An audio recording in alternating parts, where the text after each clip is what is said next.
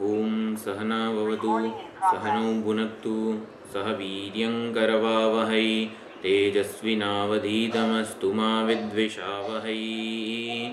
ओम शान्तिः शान्तिः शान्तिः। ओम पूर्णमदः पूर्णमिदं पूर्णात् पूर्णमुदच्यते पूर्णस्य पूर्णमादाय पूर्णमेवावशिष्यते। ओम शान्तिः शान्तिः शान्तिः। हरि ओम श्री गुरुभ्यो नमः। हरि ओम।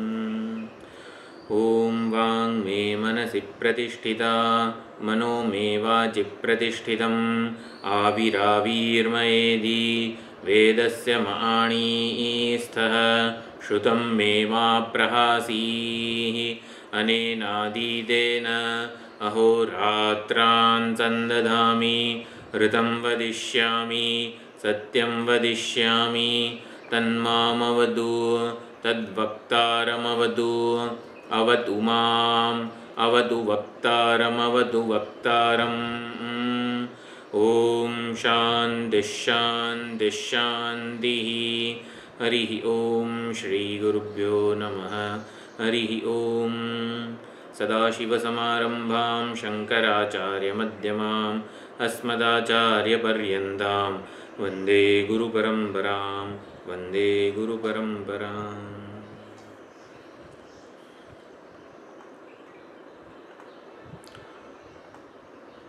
ऋग्वेदનું ऐतरेय उपनिषद है।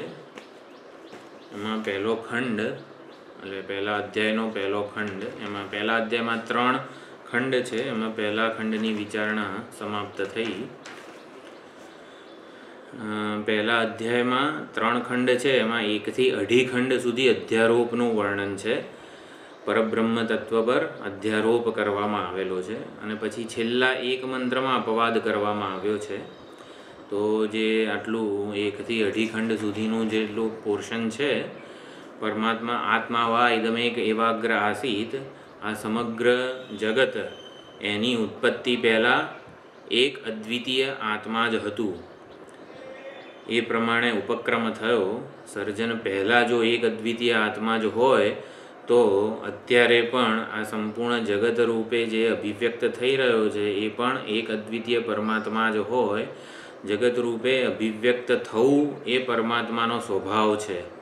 એટલે પરમાત્માએ જગતનું સર્જન કેમ કર્યું એ કેમનો ઉત્તર નથી। અગ્નિને એવું પૂછીએ કે તું ગરમ કેમ છે, તો અગ્નિ પાસે એનો કોઈ જવાબ નથી। એટલે મારો સ્વભાવ છે, સ્વભાવમાં કોઈ દિવસ કારણ કે કેમ એવું ના હોય। તો એવી જ રીતે જગત રૂપે અભિવ્યક્ત થવું એ પરમાત્માનો સ્વભાવ છે। આ જ વાત માંડુક્યમાં દેવસ્યૈષ સ્વભાવોયમ આપ્તકામસ્ય કા સ્પૃહા। आप्तकाम परमात्मा पूर्ण काम है। पोताना पूर्ण परिपूर्ण स्वरूपनु ज्ञान होय त्यां कोई स्पृहा इच्छा होई ना शके जगतना सर्जननी। परमात्मा पूर्ण काम है माटे जगतनु जे सर्जन थयुं छे ने ए खोटे खोटुं थयेलुं होवुं जोईए। अभिनेता जो करोड़पति होय एने कंई जरूर ना होय पैसानी, छतां भीखनो अभिनय करतो होय तो એવું જ સમજવું પડે કે ભિખારી રૂપે જે અભિનય થઈ રહ્યો છે ખોટે ખોટો થઈ રહ્યો છે। આપણને ભલે સાચું લાગતું હોય એનું અપમાન દુઃખ વગેરે, છતાં પણ અભિનેતાને જોઈને જો આપણે વિચાર કરીએ ત્યારે જ ભીખરૂપી અભિનય છે એનો વ્યવહાર છે એ મિથ્યા સાબિત થઈ શકે। એટલે જગત તરફ જોઈને આપણે જગતની સત્યતાને વિચારવાની નથી, જગત કેવી રીતે મિથ્યા હોઈ શકે વગેરે। પરમાત્મા તરફ જોઈને, પરમાત્મા તરફ દ્રષ્ટિ કેન્દ્રિત કરીને જગતની સત્યતા જે માની લીધેલી છે એને પડકારવાની છે। જગતની સામે જ જોઈને આપણે જગત કઈ રીતે મિથ્યા હોય, જગત કઈ રીતે આવું હોય, આટલું બધું તો ઠોસ નક્કર લાગે છે, તો જગતના અનુભવો, જગતનો વ્યવહાર એની સામે જોઈને આવો વિચાર કરવાનો નથી। જગત જેને દેખાવ છે, જગત રૂપે જે પ્રગટ થાય છે એ પરમાત્માની સામે જોઈને જ વિચાર કરવાનો છે। જગતની સત્યતાને પડકારવાની છે। અજ્ઞાન કાળે જગતને સત્યતા મહત્તા અપાઈ ગઈ છે, પરંતુ એ પાછી ખેંચવી હોય, સંકેલી લેવી હોય તો એ જેનું એ જેનો વેશ છે, જે એના રૂપે જે અભિવ્યક્ત થઈ રહ્યા છે એ પરમાત્મા તરફ દ્રષ્ટિ કેન્દ્રિત કરવી પડે. તો એના માટે આત્માવા ઇદમે એવાગ્ર આસીતથી ઉપક્રમ થયો. પછી એ પરમાત્માએ કેવી રીતે સંકલ્પપૂર્વક સઈક્ષત લોકાનનું સૃજઈ ઇતિ, તો 14 ભુવન અથવા તો અહીંયા 4 લોકની વાત કરી છે. મરીચી, અંબહ, એ પ્રમાણના 4 લોકની વાત થઈ. 4 લોકનું સર્જન કર્યા પછી આ 4 લોકના લોકપાલોનું હું સર્જન કરું, એટલે કે અધિષ્ઠાન દેવતાઓનું સર્જન કરું. ચેતનના ઈક્ષણપૂર્વકની જે સૃષ્ટિ હોય એમાં જે કંઈ પણ અભિવ્યક્ત થયેલું હોય એ ચૈતન્યના સંકલ્પપૂર્વકનું જ હોય છે. ચૈતન્યના સંકલ્પથી વધીને કશું જ આ જગતમાં નથી. સમગ્ર અપરોક્ષાનુભૂતિનો એક શ્લોક છે, અજ્ઞાન પ્રભવમ સર્વમ જ્ઞાનેન પ્રવિલીયતે સંકલ્પો વિવિધ કરતા. તો ઈશ્વરનો સંકલ્પ જ આ અનેકતા, વિવિધતા, વિષમતા, વિશેષતા રૂપે પ્રગટ થયો છે. એટલે જગતમાં આપણને જે આટલી બધી અનેકતા, વિવિધતા જણાય છે એ માત્ર ને માત્ર પરમેશ્વરનો સંકલ્પ જ છે. સંકલ્પથી વધીને જરા પણ એની સત્યતા નથી. જગતનું અધિષ્ઠાન ચૈતન્ય સ્વરૂપ તુર્ય પરમાત્મા છે, પરંતુ જગતનું કારણ શું છે? અજ્ઞાન પ્રભવમ સર્વમ, પોતાના સ્વરૂપને ન જાણવું એ જ અજ્ઞાન છે. અને એ અજ્ઞાનમાંથી જગતનું સર્જન થયું છે. તો જગતનું કારણ જ્યારે કહેવામાં આવે, અનેક બધા દૃષ્ટિકોણ છે, કોકવાર જગત કારણ પરમાત્મા એવો ઉલ્લેખ થતો હોય છે, ત્યારે માયોપાધિ પરમાત્મા એવું લેવું પડે. સોપાધિક પરમાત્મા જગતનું કારણ છે. એમાં માયાને, અવ્યાકૃતને કે આવી રીતે અજ્ઞાનને કારણ ગણવાનું છે પ્રાધાન્યપણે. જગતનું અધિષ્ઠાન નિરુપાધિક બ્રહ્મ છે, એ પ્રમાણેની ચર્ચા. આત્માવા ઇદમેક એવાગ્ર આસીત, નિરુપાધિક પરબ્રહ્મ તત્વની જ અહીંયા ચર્ચા છે. એટલે એની સામે જોઈને જગતની જે આ સત્યતા છે, જગતરૂપી સૃષ્ટિ છે, અધ્યારોપ છે, એને સમજવાનો છે. તો મેં વાત કરી એ ખંડ 1 થી 2.5 ખંડ સુધી અધ્યારોપ છે. એટલે આવું સર્જન થયું. સર્જન શ્રુતિ એટલે પરમાત્માએ સંકલ્પ કર્યો અને હું જગતનું સર્જન કરું, અને પછી જગતનું સર્જન થાય છે. આને સર્જન શ્રુતિ કહેવાય છે. તૈત્તરીય ઉપનિષદમાં તસ્માદ વા એતસ્માદ આકાશ સંભૂત, આકાશાદ વાયુ, વાયો અગ્નિ, એને પણ સર્જન શ્રુતિ કહી શકાય. એટલે કહેવામાં આવે છે સર્જન જ્યાં જે રીતે પ્રતિપાદિત થતું હોય, સર્જનનું વર્ણન આવતું હોય, એવા બધા શ્રુતિ વાક્યોને સર્જન શ્રુતિ કહેવાય છે. તો જગત સર્જનનો આવી રીતે જગત કારણપણાનો અધ્યારોપ પરમાત્મા પર કરવામાં આવે છે. સર્જન શ્રુતિ વાક્યો એ અધ્યારોપ રૂપ છે. ખરેખરું કોઈ સર્જન થયું નથી. જો ઈશ્વરના સંકલ્પપૂર્વક થયું હોય તો એમાં સંકલ્પ સિવાય બીજી કોઈ સત્યતા હોતી નથી. અને પરમાત્માની સામે જોઈએ તો સંકલ્પ કરવાની જરૂર કેમ પડી પરમાત્માને? આનો જવાબ જગતની સામે જોઈને નહીં, પણ પરમાત્માની સામે જોઈને વિચારવાનો છે. એ પરમાત્મામાં તો કોઈ સંકલ્પ થાય એવું લાગતું નથી, કારણ કે એ તો પૂર્ણ કામ છે. એટલે એ રીતે જગતનું મિથ્યાત્વ એટલે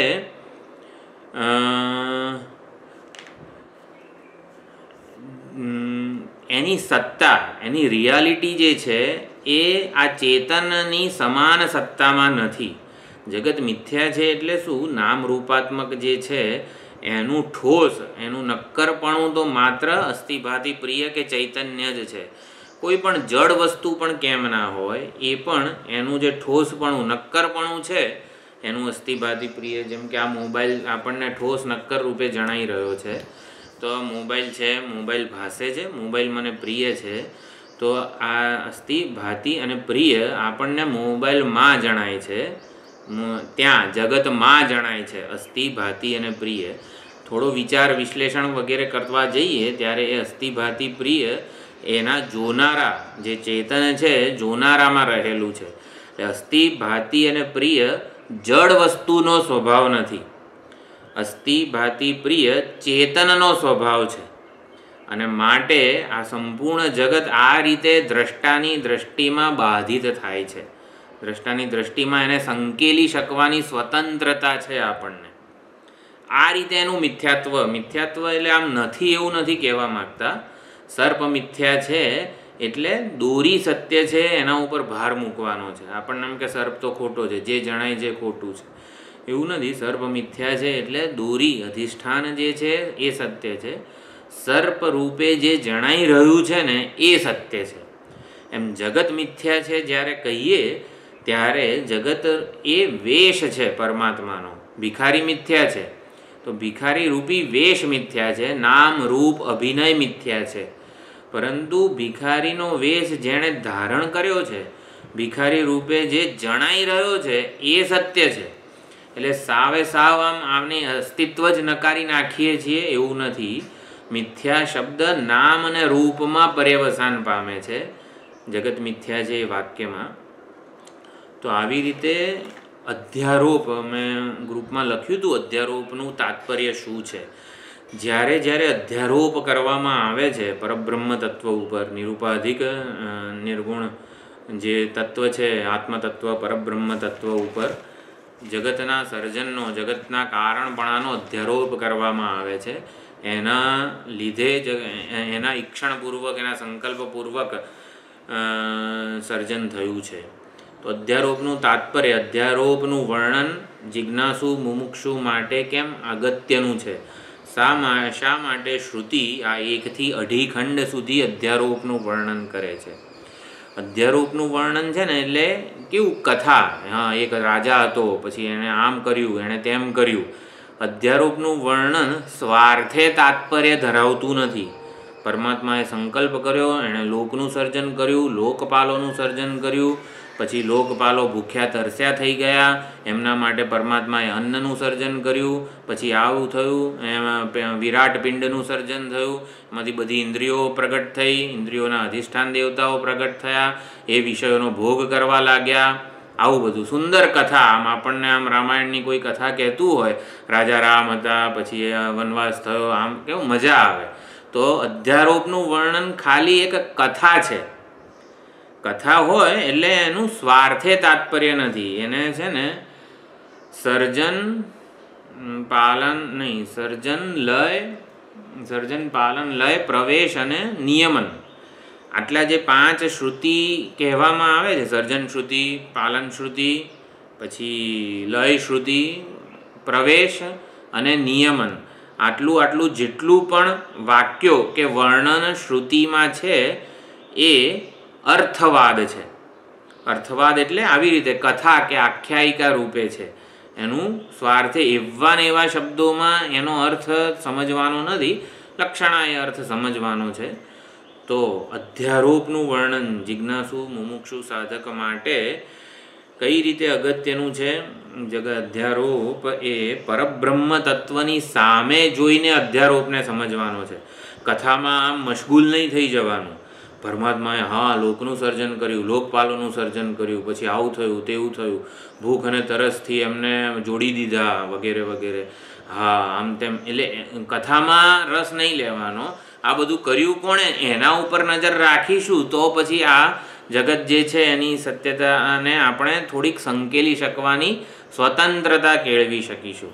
એટલે પરબ્રહ્મ તત્વની સામે જોઈને અધ્યારોપને સમજવાનો છે. 1 થી 2.5 ખંડમાં અધ્યારોપનું વર્ણન છે. અધ્યારોપનું વર્ણન હું કથારૂપ કહું છું કારણ કે ઇટ ડઝન્ટ મેક સેન્સ. આવું કંઈ થયું હોય ને એવું બુદ્ધિપૂર્વક વિચારીએ ને તોય લાગે નહીં. પરમાત્માએ અને દરેક ઉપનિષદમાં સર્જન શ્રુતિ કે અધ્યારોપનું જુદું જુદું જ વર્ણન હોય છે. તૈતરીયમાં 5 જે પંચીકરણની છે પ્રક્રિયા, છાંદોગ્યમાં ત્રિવૃત્તકરણની પ્રક્રિયા છે. તો આકાશ અને વાયુનું વર્ણન જ કેમ છાંદોગ્યમાં નથી? તો એ પ્રમાણે સમજવાનું છે કે અધ્યારોપનું જે વર્ણન થયું હોય, જગતના સર્જનનું જે વર્ણન થયું હોય એ પરમાત્માની સામે જોઈને અધ્યારોપને સમજવાનો છે. અધ્યારોપ પરમાત્માને ભૂલી જઈને અધ્યારોપને સમજવાનો નથી. એટલે અધ્યારોપ જેના ઉપર થઈ રહ્યો છે ને એને સામે, એને દ્રષ્ટિ સમક્ષ એને સમજવા માટે અધ્યારોપની મદદ લેવાની છે. આપણે શું કરીએ છીએ, જ્યારે શ્રુતિ આવું કંઈક વર્ણન કરતી હોય પરમાત્માને ભૂલી જઈએ છીએ અને અધ્યારોપ આ કઈ રીતે થયું, આમાંથી આમ કેમ થયું, આકાશમાંથી વાયુ, હા બરોબર છે, વૈજ્ઞાનિકો એવું જ કહે છે, વાયુમાંથી અગ્નિ, હા બરોબર, વૈજ્ઞાનિકો એવું જ કહે છે. અધ્યારોપના વર્ણનને સાચું માની લઈએ છીએ અને એ પ્રમાણે વિચારતા થઈએ છીએ, હા આ જ રીતે જગતનું સર્જન થયું છે, માટે આ સર્જાયેલું જગત સાચું છે, પછી એવું થઈ જાય છે. એટલે એવું નહીં, અધ્યારોપનું વર્ણન જગતની સત્યતાને નકારવા માટે થયું છે, એ ખાસ ધ્યાન રાખવાનું. પરબ્રહ્મ તત્વની સામે જોઈને એટલે એને દ્રષ્ટિ સમક્ષ રાખીને અધ્યારોપને સમજવાનો છે. અને સર્જન મિથ્યા છે એ સમજવાનું તાત્પર્ય છે, એને કથા રૂપે જ સમજવાનું છે. પ્રત્યેક પગલે અધ્યારોપના જેટલે પહેલાં એણે લોકનું સર્જન કર્યું, લોકપાલનું સર્જન કર્યું, પછી આ પછી તે એમ કરીને જે પગથિયા છે એ પ્રત્યેક પળે જે અનારોપિત તત્વ છે, અનારોપિત એટલે અધ્યારોપ વગરનું, જેના ઉપર અધ્યારોપ થયો છે એ પોતે તો કલ્પિત નથી, એ તો સત્ય અધિષ્ઠાન સ્વરૂપ છે. એટલે પ્રત્યેક પગલે અધ્યારોપના પ્રત્યેક પગલે અનારોપિત તત્વની ઓળખ કરાવવાનું શ્રુતિનું મુખ્ય તાત્પર્ય છે. આટલું સર્જન થયું છતાં પણ જેણે સંકલ્પ કર્યો છે, જેના ઉપર સર્જનનો અધ્યારોપ થયો છે, એ તો એવો ને એવો અકબંધ જ રહ્યો છે, નિર્વિકાર નિર્ગુણ નિર્વિશેષ જ રહે છે પરમ તત્વ. આ રીતે એની ઓળખ આપવામાં આવે છે. અધ્યારોપના વર્ણનને સ્વાર્થે કે સાચું માનવાનું નથી. સતત અધ્યારોપના દરેક પગલે સતત સત્યના દર્શન થઈ શકે ને એના માટે અધ્યારોપ છે. જેનું વર્ણન થાય છે એને સત્ય માનવાનું નથી, બરોબર. જેના પર આ અધ્યારોપ થઈ રહ્યો છે એ કેવી રીતે સતત દરેક પગથિયામાં, દરેક પગલે, દરેક ક્રમમાં અભિવ્યક્ત થયો છે એ સમજવાનું છે. આપણને નામ અને રૂપ, અધ્યારોપ એટલે શું, મૂળભૂત તત્વ ઉપર નામ રૂપ વિશેષતાનો આરોપ થવો, એને અધ્યારોપ કહેવાય. તો નામ અને રૂપનું પ્રત્યેક સ્તરે આપણે બદલાતા રહે છે, સૂક્ષ્મમાંથી ધીમે ધીમે સ્થૂળ થતા જાય છે નામ અને રૂપ. તો નામ અને રૂપ માટે વૈરાગ્ય જન્મે. તો ખરેખર આ નામ રૂપ વિશ્વસનીય નથી, એના આધારે આપણે સલામત રહી શકીએ નહીં વગેરે જે વિચારણા છે એના દ્વારા નામ અને રૂપ માટે આપણને વૈરાગ્ય જન્મે. અધ્યારોપનું વર્ણન સંસારમાંથી ભોગ બુદ્ધિ જે છે એ ઓછી થાય એના માટે શ્રુતિએ કરેલું છે. આપણને એમ થાય શ્રુતિએ તો આટલું સુંદર બધું અધ્યારોપનું વર્ણન કર્યું, પરમાત્મામાંથી આમ થયું ને તેમ થયું ને પછી જગતનું સર્જન થયું, જીવો બધા આવ્યા અને પછી જીવો વ્યવહાર કરે છે જગતમાં. તો એ વર્ણન સંસારમાંથી, જગતમાંથી ભોગ બુદ્ધિ, દેહાશક્તિ વગેરે ઓછી થાય એના માટે આ અધ્યારોપનું વર્ણન છે. સર્જનની અનિત્યતા જે એટલે નામ રૂપાત્મક જે છે એ અનિત્યતા સમજવાની છે. ને જે ક્રમે અધ્યારોપ થાય છે, કેવું પહેલાં એક ચેતન હોય છે અને ચેતનમાંથી ધીમે ધીમે આવી રીતે સંકલ્પપૂર્વક જડનું સર્જન, જડ જગતનું સર્જન થતું જાય છે. તો અધ્યારોપનું વર્ણન એના માટે છે કે આપણે લયની પ્રક્રિયા વડે પાછું આ જેટલું પણ સ્થૂળ જગત છે, સ્થૂળ પ્રપંચ છે, એનો પરમાત્મામાં, ચેતનમાં લય કરી શકીએ. ચેતનમાંથી જો જગતનું સર્જન થયું હોય તો લય પણ જડનો ચેતનમાં જ થાય. તો આ પ્રમાણે ચેતનમાં પાછું પહોંચવા માટે આપણે આ અધ્યારોપનું વર્ણન કરવામાં આવે છે. સર્જાયેલું જગત, જડ જગત ચેતનથી અનન્ય છે, ચેતનના સંકલ્પ રૂપે જ છે, એ સમજવા માટે અધ્યારોપ કરવામાં આવે છે. સર્જાયેલું જગત ચેતનથી જુદું નથી, ચેતનથી સ્વતંત્ર નથી, ચેતનના જ સંકલ્પ રૂપ છે એવું સમજવા માટે અધ્યારોપનું વર્ણન છે.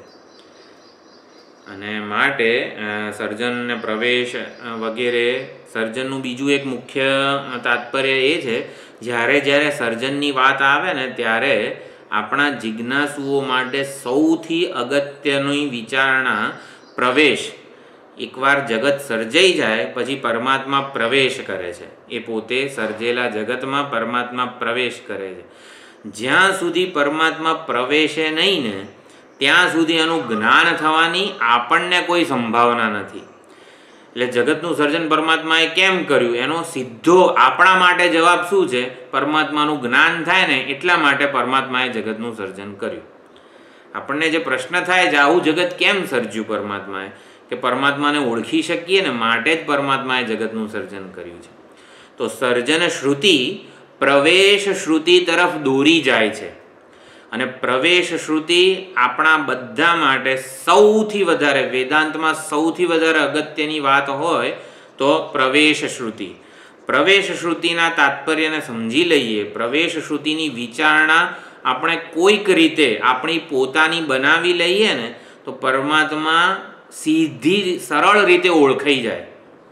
પરમાત્માનો સાક્ષાત્કાર કે જે શબ્દો વાપરવા હોય, પ્રવેશ જો ના કર્યો હોત પરમાત્માએ તો જ્ઞાન થવાની કોઈ સંભાવના નથી. અને માટે સર્જન શ્રુતિ પ્રવેશ શ્રુતિ તરફ દોરી જાય છે. અને માટે આ સર્જન વગેરેનું આટલું સુંદર વર્ણન કરવામાં આવે છે. તો સર્જનનો એક મહત્વનો ભાગ આ પ્રવેશ છે.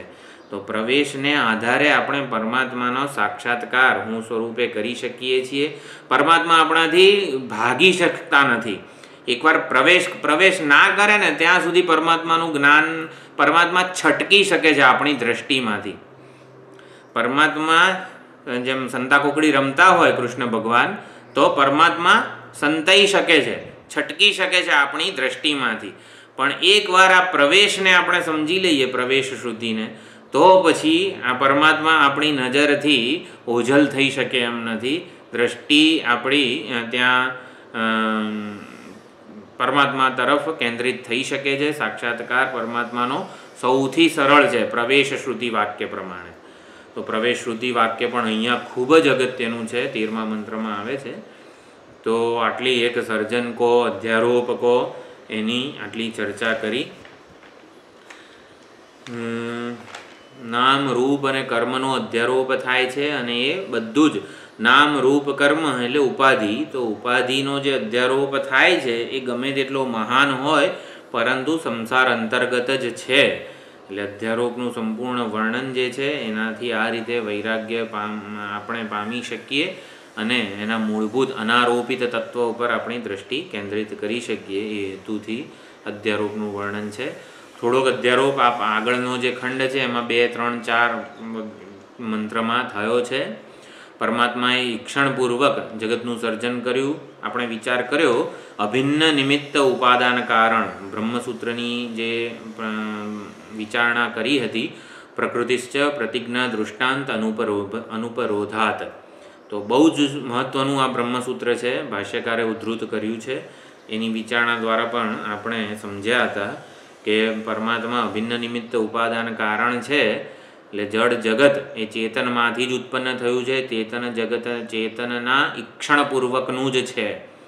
અને માટે એને આપણી પાસે યુક્તિ કોઈ છે બીજી કે જડ જગત એ ચેતનના જ સંકલ્પપૂર્વકનું સર્જન હોવું જોઈએ. બીજી કોઈક રીતે સમજવું હોય ખાલી કોઈક યુક્તિથી, આ સંપૂર્ણ જડ જગત આપણા જે પરમાત્માની વાત થતી હોય ને ત્યારે હુંને જ એમાં મૂકવાનો છે. હુંના સંકલ્પપૂર્વકનું સર્જન છે એવું મારે યુક્તિપૂર્વક ખાલી સમજવું હોય. જડ જગત ચેતનના સંકલ્પપૂર્વકનું છે એવું મારે યુક્તિપૂર્વક સમજવું છે. સ્વપ્ન છે. પછી મુંડક ઉપનિષદમાં છે સંકલ્પપૂર્વક. ચેતનમાંથી જ ઉત્પન્ન થયું છે એની કોઈ ઠોસ આમ હું તરત એક્સેપ્ટ કરી લઉં. જો અત્યારે આ જગત ચેતન પરમાત્મા આપણે વેદાંત ના ભણ્યા હોત તો આપણને કંઈ ખબર પડી હોત કે આ જગતનું સર્જન ચેતન એવા પરમાત્મામાંથી થયું છે. આપણને એવી કોઈ આપણી પાસે વૈજ્ઞાનિકો પાસે ક્યાં એવું કંઈ એ લોકો ઉર્જા કે એનર્જીને સ્વીકારે છે કે એનર્જીમાંથી જગતનું પાર્ટિકલનું મેટરનું સર્જન થયું છે. જડ જગતનું સર્જન ચેતન પરમાત્મામાંથી થયું છે. એની બીજી કોઈ યુક્તિ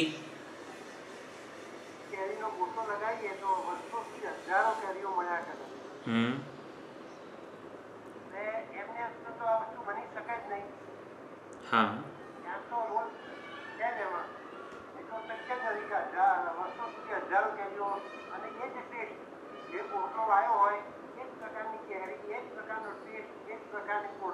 હમ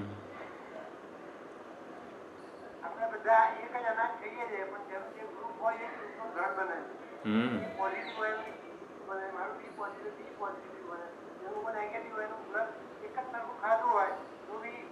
એ પ્રમાણે વહેંચાય છે. એટલે જળની ઉત્પત્તિ ચેતનમાંથી થઈ છે એવું સરળતાથી સમજી લેવું હોય આપણે તો હા કરોળિયાનું દૃષ્ટાંત બરોબર છે. એમાં એક વસ્તુ હિન્ટ રૂપે મળી તો શકે છે આપણને. કરોળિયો જાળું ગળી જાય છે ને,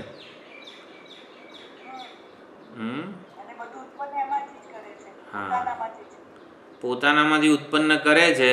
એની યુક્તિ એ પોતાને જે ઉત્પન્ન થયેલું બધું ગળીએ જાય છે. એટલે ઉત્પન્ન થયેલું બધું પોતાનાથી અભિન્ન બનાવી દે છે, પોતાનામાં જ લય કરે છે ને.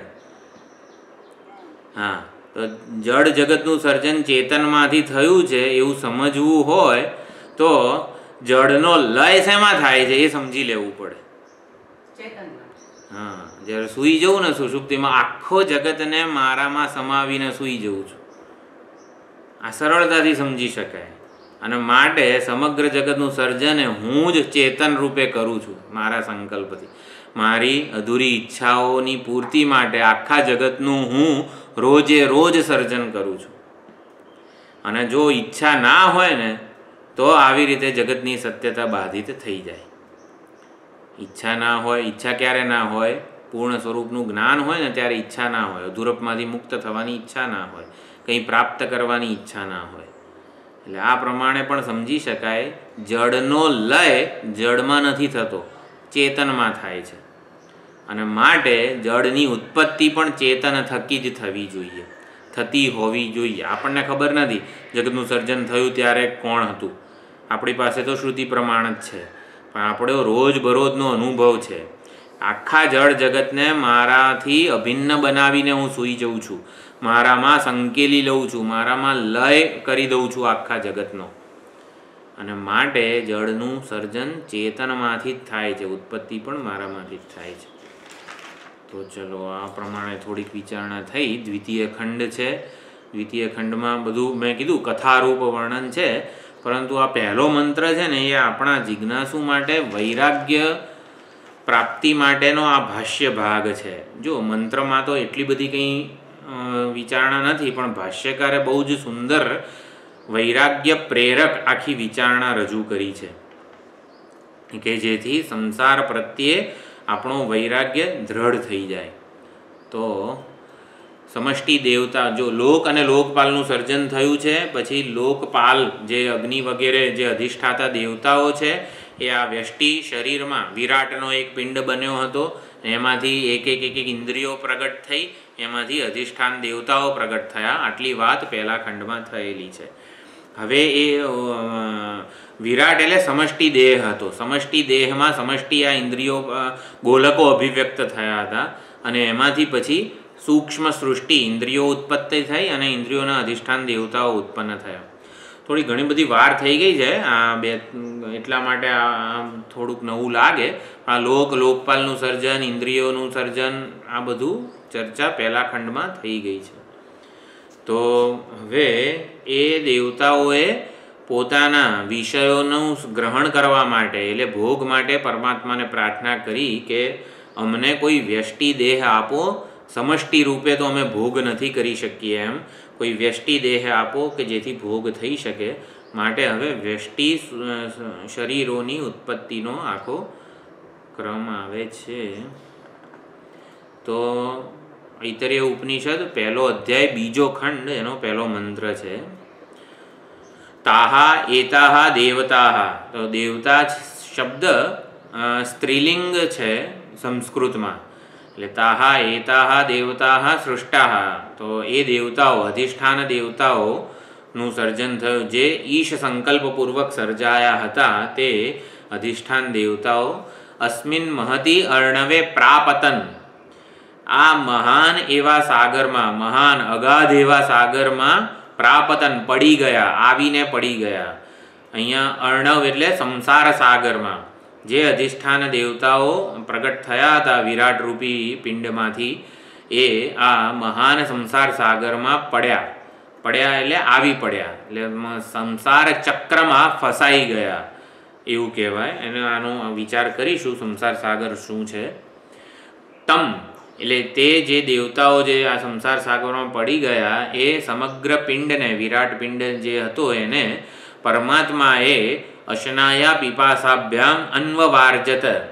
અશનાયા અને પીપાસા, ભૂખ અને તરસથી અન્વવાર્જત વેષ્ટિત કરી દીધો.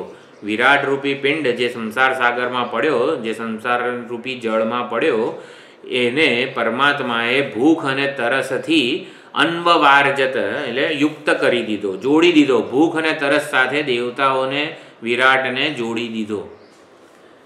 ત્યારે તાહા તે ઇન્દ્રિયોના અભિમાની દેવતાઓએ એનમ પરમાત્માનમ અબ્રુવન, એણે પોતાના જે પરમાત્મા જેમણે સંકલ્પપૂર્વક સર્જન કર્યું છે પરમેશ્વરને કહ્યું, અમારા આયતનમ નહ પ્રજાનીહી, અમારા માટે કોઈક રહેવાની જગ્યા તો આપો. અમારું સર્જન તો કર્યું છે પરંતુ અમને કંઈ ક્યાંક રહેવાની જગ્યા આપો. યસ્મિન પ્રતિષ્ઠિતા, જ્યાં રહીને અન્નમ અદામ ઇતિ, જ્યાં રહીને અમે અન્નનું ભક્ષણ કરી શકીએ, અમે ભોગ્ય જે વર્ગ છે ભોગ્ય અન્ન એનું અમે ભક્ષણ કરી શકીએ, એને ભોગવી શકીએ. ટૂંકમાં સૂર્ય દેવતાએ જાણે કે પરમાત્માને પ્રાર્થના કરી કે મને કંઈક રહેવાની જગ્યા આપો. હું સૂર્ય રૂપે જ દૃશ્ય વિષયોનો ભોગ કરી શકતો નથી. કારણ કે સૂર્ય જે છે ને એ સમષ્ટિ દેવતા છે. સમષ્ટિ રૂપે કોઈ દિવસ ભોગ ના થાય. ભોગ હંમેશા વ્યષ્ટિ કે સંકુચિત પરિચ્છિન્ન બુદ્ધિપૂર્વક જ ભોગ થતો હોય છે. સૂર્ય દેવતાએ પરમાત્માને પ્રાર્થના કરી કે મને આવી રીતે ક્યાંક રહી શકું ને એવી જગ્યા આપો જેથી હું ભોગ કરી શકું. તો આવી રીતે ચક્ષુ ઇન્દ્રિય રૂપી ગોલક રૂપી આખું આ વ્યષ્ટિ દેહ પરમાત્માએ બનાવ્યું, જેની એક વ્યષ્ટિ ચક્ષુમાં બેસીને સૂર્ય દેવતા આ દૃશ્ય વિષયોનો ભોગ કરી શકે. આ પ્રમાણેની એક કથા છે. હવે આને કથા રૂપે જ લેવાનું છે, પણ કથા રૂપે લઈએ પેલા ભાષ્યકારે બહુ જ સુંદર અહીંયા મહતી અર્ણવે પ્રાપતન, એના જે આ ખરેખર આપણે બધાએ ગોખી કાઢવા જેવું ભાષ્ય છે. ભાષ્ય જોઈએ. જો મંત્રનું તાત્પર્ય આટલું છે કે દેવતાઓ આ સંસાર સાગરમાં મહતી અર્ણવે એટલે સંસાર સાગરમાં પડી ગયા, આવી પડ્યા અને સંસાર ચક્રમાં આવી પડ્યા. ચક્ર ચાલુ જ રહેવું જોઈએ એટલા માટે પરમાત્માએ એમને ભૂખ અને તરસથી યુક્ત કરી દીધા. અને ભૂખ અને તરસથી ભૂખ્યા થયા દેવતાઓ, સૂર્ય ભગવાન ભૂખ્યા થયા એટલા માટે એમણે પરમેશ્વરે શું કર્યું, વ્યષ્ટિ દેહનું સર્જન કર્યું, ચક્ષુ ઇન્દ્રિયનું સર્જન કર્યું, ગોલક, અને પછી એમાંથી એ દૃશ્ય વિષયનો ભોગ કરીને તૃપ્ત થાય છે. સૂર્ય પોતે સમષ્ટિ રૂપે રહીને ભોગ ના કરી શકે. ભોગ હંમેશા સંકુચિત કે પરિચ્છિન્ન બુદ્ધિથી થતો હોય છે. પરિચ્છિન્નતામાં જ ભોગ થાય. જ્યારે ભોગ બુદ્ધિ હંમેશા પરિચ્છિન્ન દેહાભિમાન હોય ને તો જ થઈ શકે છે. એ પણ અહીંયા સુંદર રીતે ભાષ્યકાર કહે છે. તો આપણે એકવાર આ સંસાર સાગરના જે લક્ષણો છે વૈરાગ્ય પ્રેરક, આપણો વૈરાગ્ય દ્રઢ થાય એના એવું પણ અહીંયા સુંદર વર્ણન છે. તો તાહા એતાહા અજ્ઞાદય દેવતા, અધિષ્ઠાન દેવતાઓ જે છે લોકપાલત્વેન સંકલ્પ્ય સૃષ્ટાહ, કે જે લોકપાલ રૂપે સંકલ્પપૂર્વક ઈશ્વરેણ પરમેશ્વર વડે સર્જાયેલા હતા. અસ્મિન સંસાર અર્ણવે, આ સંસાર રૂપી સાગરમાં, સંસાર સમુદ્રમાં મહતી મહાન એવા સંસાર સમુદ્રમાં પડ્યા. તો હવે મહતી સંસાર અર્ણવે એના વિશેષણો ભાષ્યકાર કહે છે, બધા કંઠસ્થ કરી લેવા જેવા છે. તો સંસારમાં કેવું હોય, પાણી હોય, જ્યાં જુઓ ત્યાં પાણી જ પાણી હોય. અપાર આપણું ક્યાંય એનું પાર ના દેખાય ને એટલું પાણી હોય. તો સંસાર રૂપી સાગરમાં પાણી કયું છે? અવિદ્યા કામ કર્મ પ્રભવ દુઃખ ઉદકે. દુઃખરૂપી પાણી છે. અને એ દુઃખ શેના લીધે જન્મે છે? અવિદ્યા, કામ અને કર્મના લીધે જન્મતા દુઃખરૂપી જળમાં આ દેવતાઓ પડ્યા. તો અવિદ્યા, કામ, કર્મ, અવિદ્યાથી જન્મેલું દુઃખરૂપી પાણીથી ભરપૂર છે આ સંસાર. અવિદ્યા, કામ અને કર્મ. અવિદ્યા, કામ, કર્મ એ જ બંધન છે. અવિદ્યાને લીધે અધૂરપ હોય, અધૂરપને લીધે એમાંથી છૂટવાની ઈચ્છા હોય, અને એના લીધે સુખ, શાંતિ, સલામતી જે સ્વરૂપભૂત છે એને પોતાનાથી ભિન્ન બહાર એવા જગતમાં શોધવાની જરૂર ઊભી થાય. એને કર્મ કહેવામાં આવે છે. તો એના લીધે જ સુખને મારાથી જુદું માનીને પ્રાપ્ત કરવાનો પ્રયત્ન જ દુઃખરૂપ છે. એ સુખ મળે ને ત્યારે પણ એ દુઃખરૂપ જ હોય છે. કેમ? કારણ કે પોતાનાથી જુદું માન્યું છે. એટલે અવિદ્યા, કામ, કર્મથી ઉદ્ભૂત એવા દુઃખરૂપી જળમાં તીવ્ર રોગ, જરા, મૃત્યુ મહાગ્રાહે. તો તીવ્ર રોગ, જરા છે, મૃત્યુ છે, આ બધા મહાન ગ્રાહ મગરો છે. આ સંસારરૂપી સાગરમાં ઘણા બધા મગર છે. કયા મગર છે? રોગ, જરા, મૃત્યુ, જન્મ વગેરે બધા. સંસારરૂપી સાગરમાં ગમે ત્યાંથી ગમે તેને ગમે ત્યારે પકડે ને એવે ગ્રાહ કહેવાય. ગ્રાહ કોને કહેવાય? એટલો તરત જ હુમલો કરે, આપણને ખબર પણ ના હોય અને તરત હુમલો કરે, ગમે તેને પકડે. હું તો સદાચારી છું તોય એને પકડે. હું તો યાર ભગવાનની આટલી પૂજા કરું છું તોય મને કેમ આ બધું થાય છે? એ કોઈ ગ્રાહને કોઈ એવી વિવેક બુદ્ધિ હોતી નથી કે ભાઈ આ સજ્જન માણસ છે તો એને ના પકડીએ. જન્મ, જરા, મૃત્યુ વગેરે જે ગ્રાહ છે એ કોઈને છોડે નહીં, ગમે ત્યારે ગમે ત્યાં જઈને પકડે. એટલે આવું છે. શું છે? તીવ્ર કીધું છે. એટલે એવા જડબામાં લઈ લે ને કે એમાંથી ઓલું છૂટવું ભારે પડી જાય. ગમે ત્યારે ગમે ત્યાંથી ગમે તેને પકડે, કોઈ એને મર્યાદા જેવું નથી. અનાદૌ અનંતે અપારે નિરાલંબે. અનાદૌ આ અજ્ઞાન, અવિદ્યા, કામ, કર્મરૂપી સંસાર સાગર છે, અનાદિ છે. એટલે કે સ્વભાવ, અજ્ઞાન એનો સ્વભાવ છે. એટલે અજ્ઞાન સ્વાભાવિક છે, એનું કોઈ કારણ નથી. આ સંસાર સમુદ્ર આવ્યો ક્યાંથી તેનું કોઈ કારણ નથી, સ્વભાવ જ છે એવો. એટલે સ્વભાવ વિશે કારણ ના પૂછી શકાય. અનાદૌ પછી અનંતે. અનંતે એટલે એનો અંત થાય એવો નથી. અંત થાય એવો, સંસારનો અંત થાય એવો નથી. એની જાતે એનો અંત થાય એવો નથી. 15મા અધ્યાયમાં પણ ભગવાને આ જ કીધું છે કે એનો જાતે સંસાર સાગરનો એની જાતે કે પડ્યો થોડોક આમ તેમ થઈ જશે, ક્ષીણ થતો રહેશે ને સંસાર, કે ના એવો ને એવો શું છે વિષય પ્રવાલાહા વગેરે જે કૂંપળો એની નવી અવાંતર મૂળ ને બધું જે છે એ ફૂલતું જ રહે છે. સંસારરૂપી વૃક્ષ છે એની જાતે, અશ્વત્થ કીધું છે, એની જાતે એનો નાશ થાય એવો નથી. એ આગળ ને આગળ વૃદ્ધિ જ પામતો રહે છે. તો એવી રીતે અનંતે એટલે એની જાતે અંત આવે એવો નથી. ક્યારેક તો સુધરશે ને આ સંસાર, ક્યારેક તો સુખદ જણાશે ને કે ના એને એવું કોઈ દિવસ થાય એવું નથી, કારણ કે એનો સ્વભાવ છે. બીજી એક વસ્તુ એને અનંત કેમ કીધો છે તો આપણે બીજી વાર જોઈન થઈએ. આ પૂરું થવા આવ્યું છે. Recording stopped.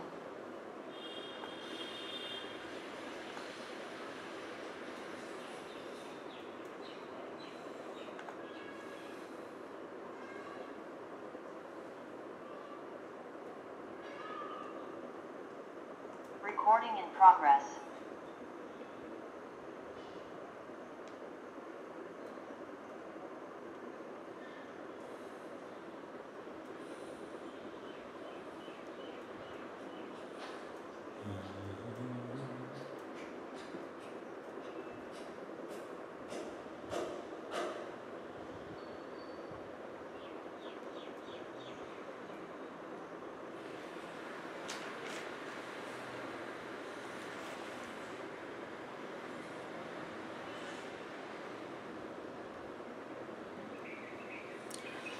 આપણે જાણીએ છીએ સંસારની પ્રત્યેક વસ્તુ નિત્ય પરિવર્તનશીલ છે, અનિત્ય છે, ક્ષણભંગુર છે. આટલું ઘણી વાર સાંભળ્યું છે. તો સંસાર અનિત્ય છે, ક્ષણભંગુર છે, તો એની જાતે નાશ પામી જશે. આટલો બધો આપણે પ્રયત્ન કરવો પડે છે જ્ઞાન પ્રાપ્તિનો. એની જાતે ને જાતે સંસાર નાશ પામશે. અત્યારે ખાઈ પીને લહેર ના કરીએ. સંસાર કેવો છે? અનિત્ય છે, ક્ષણભંગુર છે, આવું આપણે જાણ્યું જ છે ને. તેની જાતે ધીમે ધીમે કાળે ક્રમે નાશ પામી જશે. આપણો મોક્ષ થઈ જશે. એવું નહીં થાય?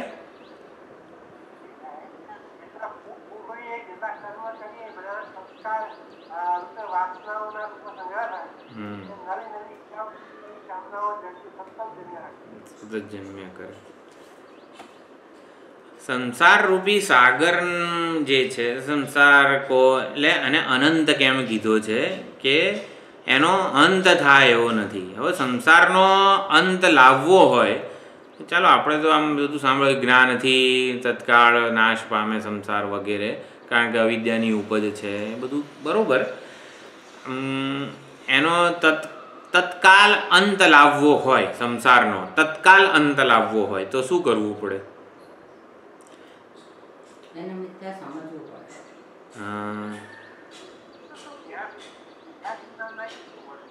દેહાભિમાનથી છૂટવું. બરોબર.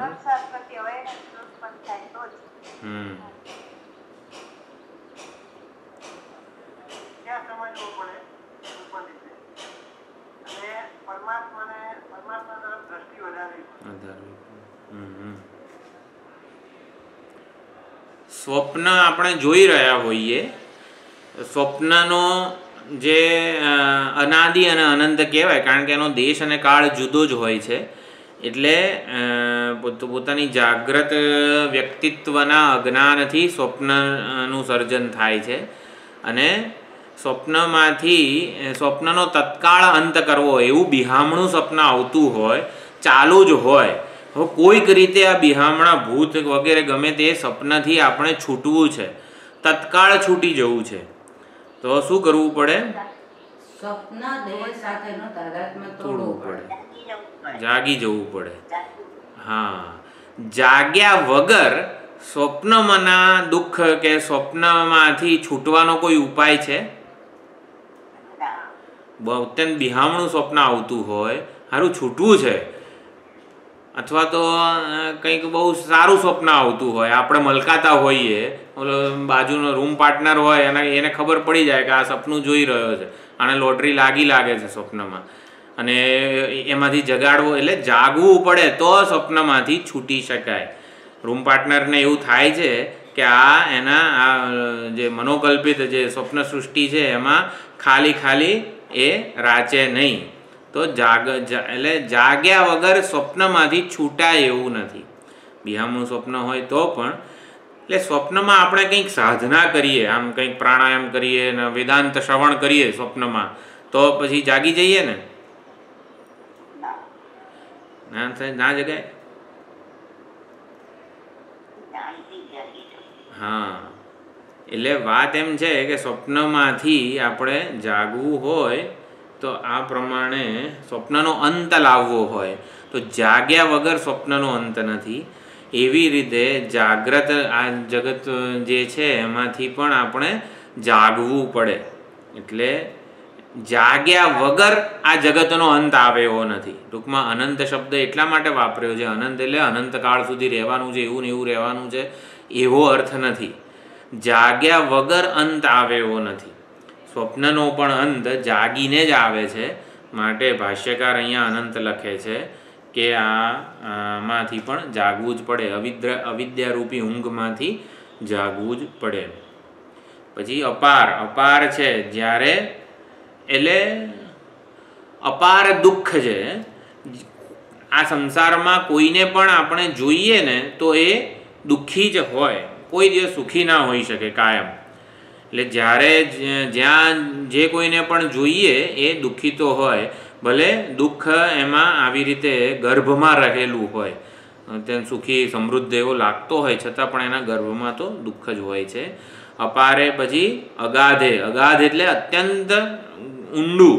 આ સંસારનું મૂળ જે છે અવિદ્યા કામ કર્મ વગેરે અત્યંત ઊંડા છે, અત્યંત અગાધ છે સાગર. નિરાલંબે આલંબન વગરનો છે. સંસારરૂપી સાગરમાં આપણે કોઈ આલંબન નથી, વિશ્વસનીય સ્થાન કોઈ નથી કે જ્યાં જઈને આપણે 2 મિનિટે શ્વાસ લઈ શકીએ. આપણે સાગરમાં તરતા હોઈએ, ચારે બાજુ પાણી જ પાણી હોય, ત્યાં ક્યાંક જમીન દેખાય તો 2 મિનિટ આપણે શ્વાસ લઈ શકીએ ત્યાં ઊભા રહીને, નદી હોય કે વગેરે એમાં. પણ એવા સંસારરૂપી સમુદ્રમાં કોઈ વિશ્વસનીય આધાર નથી કે જ્યાં આપણે થોડા ક્ષણો માટે પણ સલામત રહી શકીએ. એટલે નિરાલંબે કીધું છે. આપણને એમ થાય કે આટલા કંઈક સત્કર્મો કરું, કંઈક સાધના કરું, ઈશ્વરની ઉપાસના કરું, તો ધર્મ મૂલ્યો પ્રમાણે જીવન જીવવું, સદ્ભાવનાઓ સેવું, તો ધર્મ ઉપાસનાઓ વગેરેનો આધાર લઈને કાયમ માટે ટકી રહેવાશે ને એવું પણ નથી. એટલે વિશ્રામ, વિશ્વસનીય વિશ્રામ સ્થાન નથી, માટે નિરાલંબ છે. પછી વિષયેન્દ્રિય જનિત સુખલવ લક્ષણ વિશ્રામે, એક મિનિટ, આખો એક શબ્દ છે, હા આમ જ છે. વિષયેન્દ્રિય જનિત એટલે 5 વિષયો, ઇન્દ્રિયોના વિષયો છે એનાથી સુખ લવ, લવ એટલે અહીંયા આભાસના અર્થમાં છે. વિષયોનો ભોગ થાય ત્યારે જે સુખનો આભાસ જન્મે છે અને એ ખાલી વિશ્રામ રૂપ લાગે છે. જો અહીંયા સમજવાનું છે, વિષય ભોગ કરીએ, લાડુ ખાઈએ ત્યારે તો આનંદ આવે છે ને, શેનો સંસાર દુઃખરૂપ કહો છો? જ્યારે ને ત્યારે સંસારનું આવી રીતે દુઃખ દુઃખ દુઃખ કહીને વર્ણન કરો છો. હમણાં લાડુ ખાઈએ તો આમ મોઢું મલકાઈ જાય છે. તો વિષય ભોગ, વિષય જનિત સુખ લવ, સુખનો આભાસ જ્યારે જન્મે છે, વિષય ભોગ કરીએ ત્યારે સુખદ લાગે છે. સુખ, જો વિષય ભોગ સુખદ લાગે છે એમાં તો કોઈ ના નહીં કે ને. વિષય ભોગ કરતી વખતે કોઈ રડે છે ખરું? લાડુ ખાતી વખતે બહુ રડવું આવે એવું કોઈ કરે છે? એટલે વિષય ભોગ સુખદ તો લાગે છે ને, એમાં તો કોઈ ના નહીં પાડી શકે. સુખદ ક્ષણ, લવ એટલે ક્ષણ, તો સુખદ ક્ષણ લાગે છે, પરંતુ એ શું હોય છે? સંસાર દુઃખથી ભરેલો છે એવું ભૂલી જઈએ છીએ ને, માટે એ લવ એક ક્ષણ છે ને સુખદ લાગે. લાડુ સુખદ કેમ લાગે છે? કે લાડુ છે ને આપણને અધૂરપ ને જેટલી પણ સંસારની મર્યાદાઓ છે ને એ ક્ષણ માટે ભૂલાવી દે છે, અને માટે એ સુખ સાચું નથી. દુઃખ નિવૃત્તિ રૂપ એ જે સુખ છે એ આભાસ માત્ર છે. એટલે સંસાર દુઃખથી ભરેલો છે ને એવું ભૂલી જઈએ છીએ ને, માટે લાડુ સુખરૂપ લાગે છે. તો વિષયેન્દ્રિય જનિત સુખ લવ લક્ષણ વિશ્રામે, વિશ્રામ સ્થાન, જરાક 2 મિનિટ શ્વાસ લેવાય એવું વિશ્રામ સ્થાન સંસારમાં કયું છે? એ પણ ખાલી આભાસ રૂપ જ છે. જાણે કે આપણને દુઃખથી છુટકારો મળ્યો એવું લાગે, પણ એવું નથી. દુઃખથી દુઃખદ છે એવું ભૂલી જઈએ છીએ ને, માટે જ કોઈક વાર આ સુખનો આભાસ થઈ જાય છે સંસારમાં. બાકી સંસારમાં સુખ નામની કોઈ વસ્તુ નથી. આવું છે. પછી પંચેન્દ્રિય ત્રુટ મારુત વિક્ષોભ, જો કેટલું સુંદર અહીંયા શંકરાચાર્યજીએ સંસાર સાગરનું એનાલિસિસ કર્યું છે. સંસારથી વૈરાગ્ય કેમ ન જન્મવો જોઈએ, અરે કેમ જન્મે એની આખી સુંદર વિચારણા કરે છે.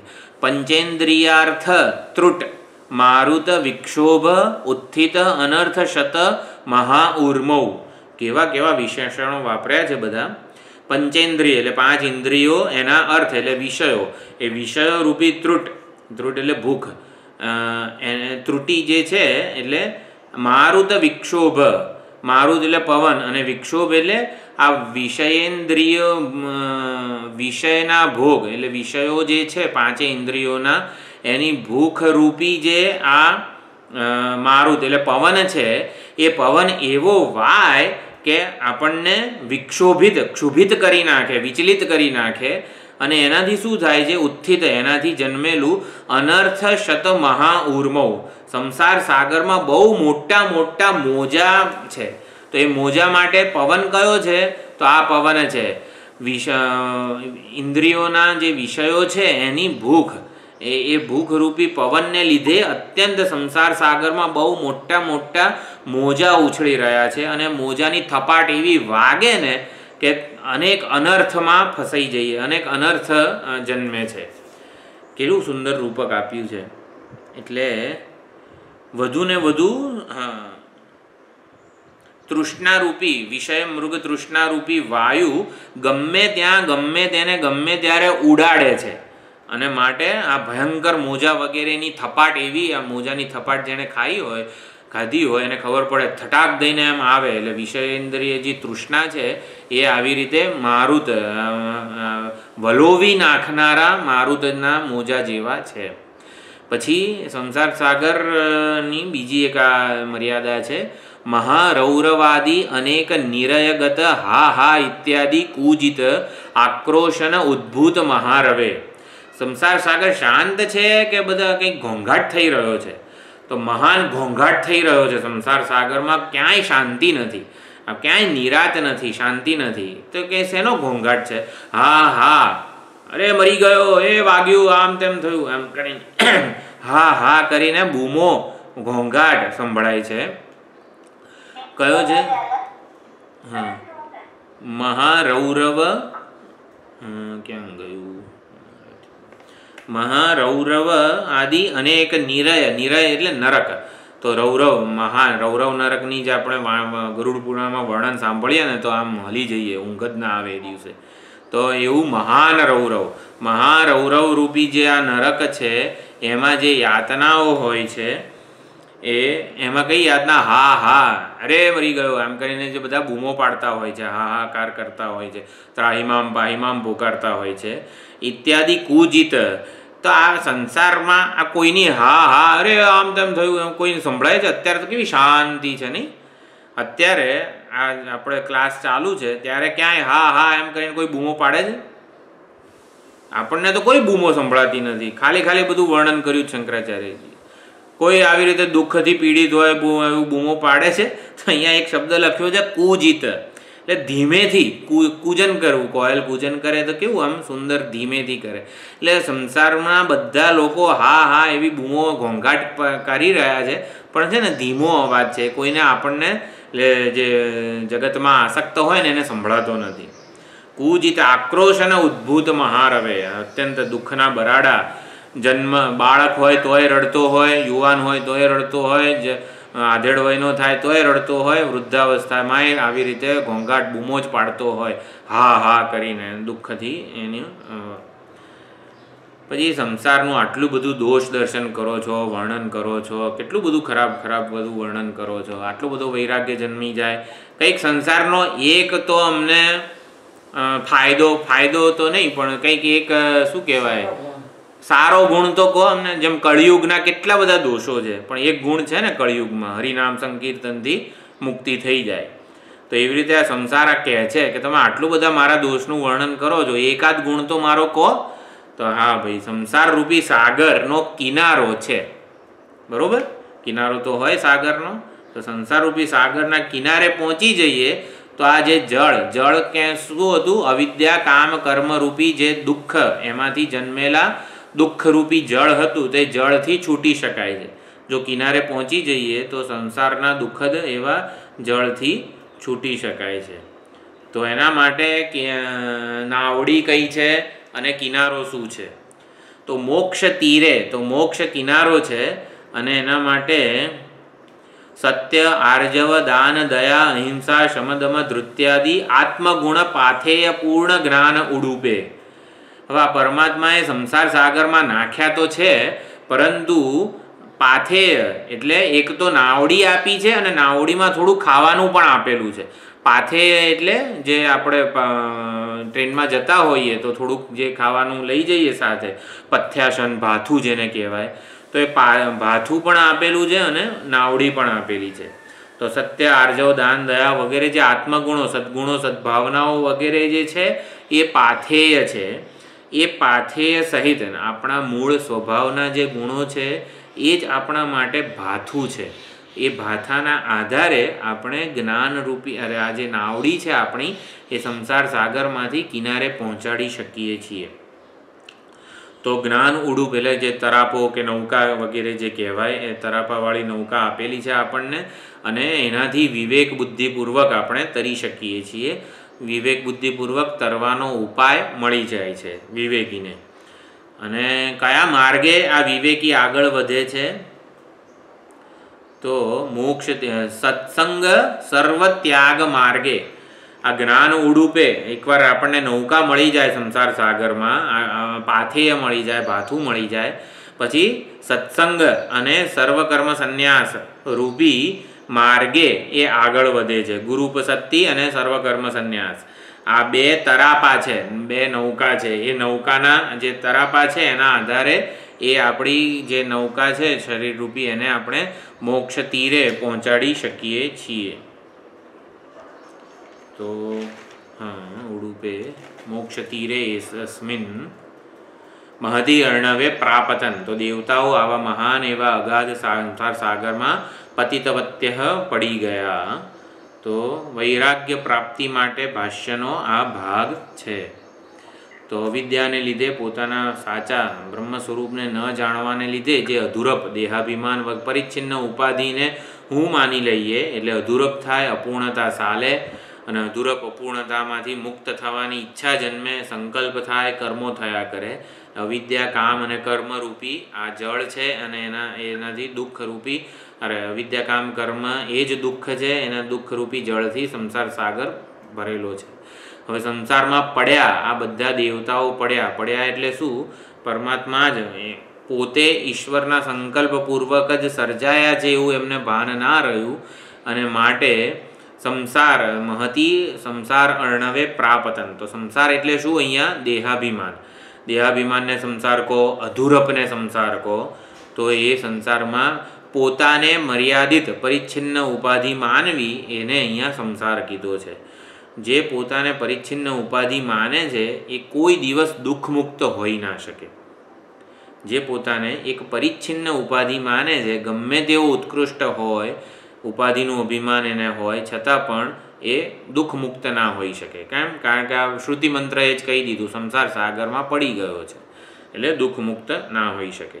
આમ સમજવાનું કે દેવતાઓ જે મહાન અગ્નિ વગેરે બધા દેવતાઓ પણ સંસાર સાગરમાં પડેલા છે, માટે સંસારી જ છે, સંસાર ધર્મોથી વેષ્ટિત છે, અને માટે એ ક્યાંથી આપણને સંસારથી મુક્તિ અપાવી શકે? એટલે સંસારથી મુક્તિ અપાવવાનું દેવતાઓનું પણ સામર્થ્ય નથી.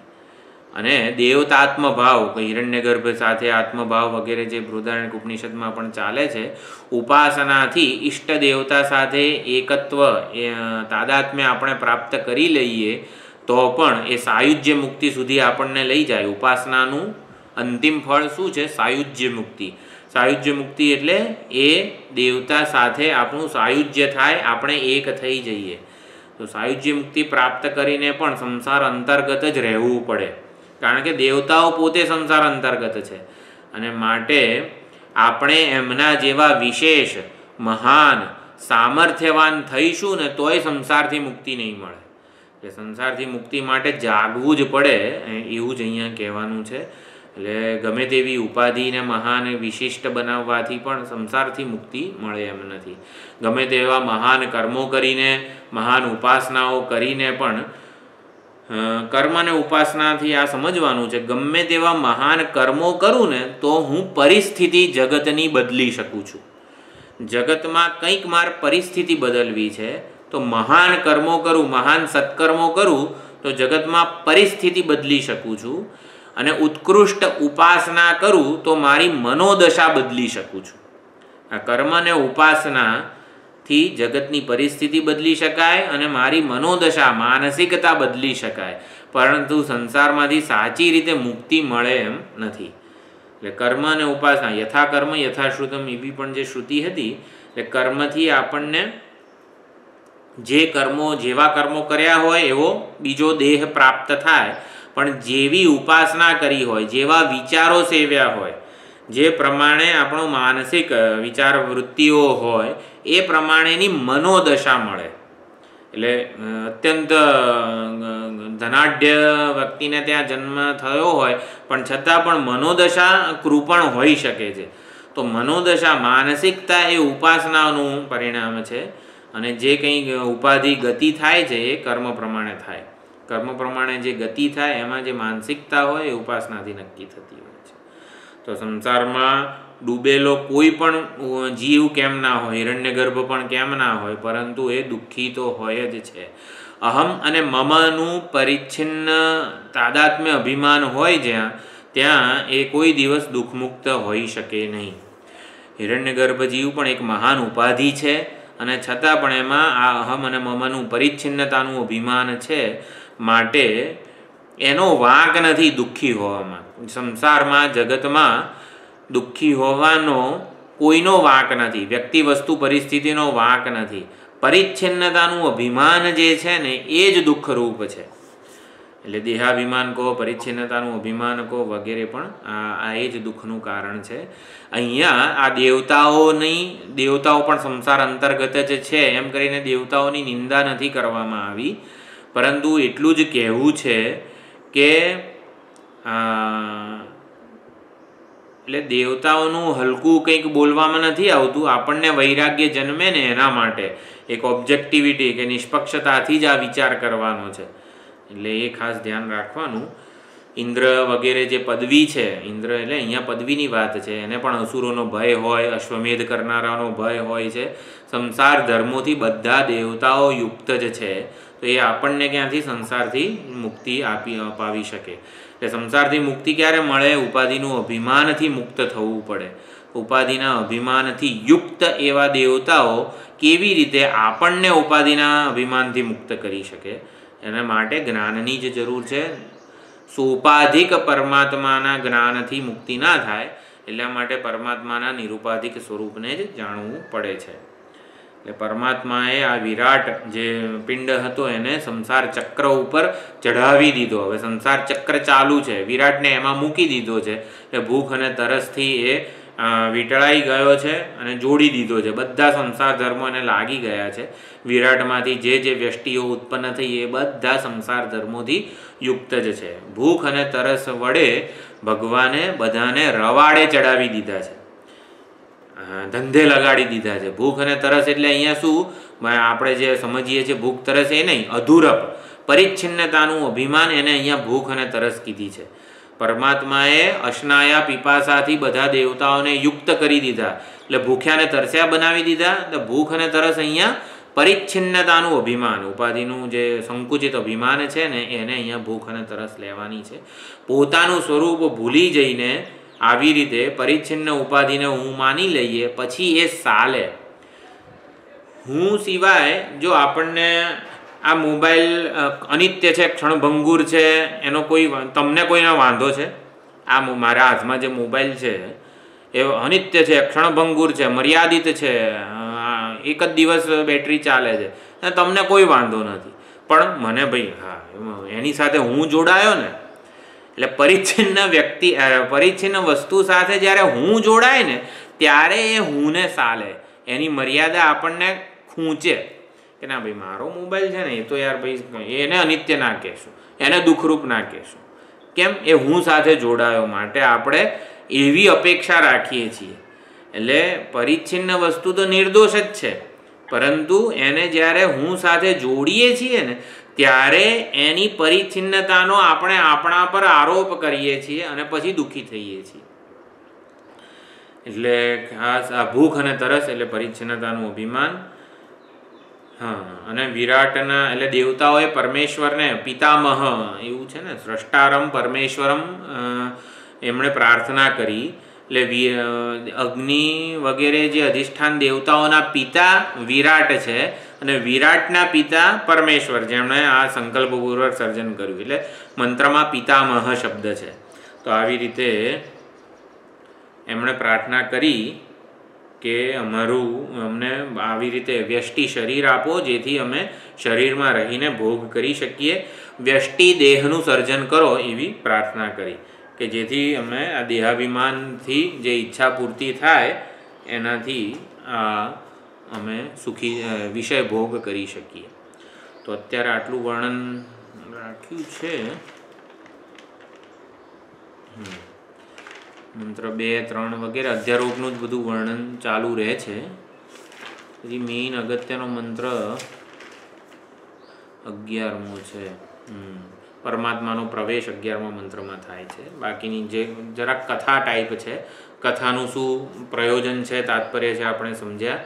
પરમાત્માને ધ્યાનમાં રાખીને થોડુંક અધ્યારોપનું વર્ણન સમજવાનું છે.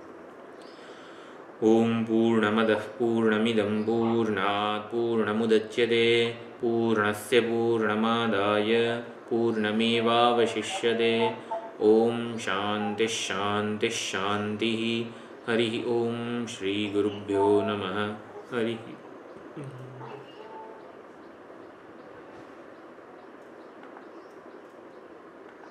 Rec-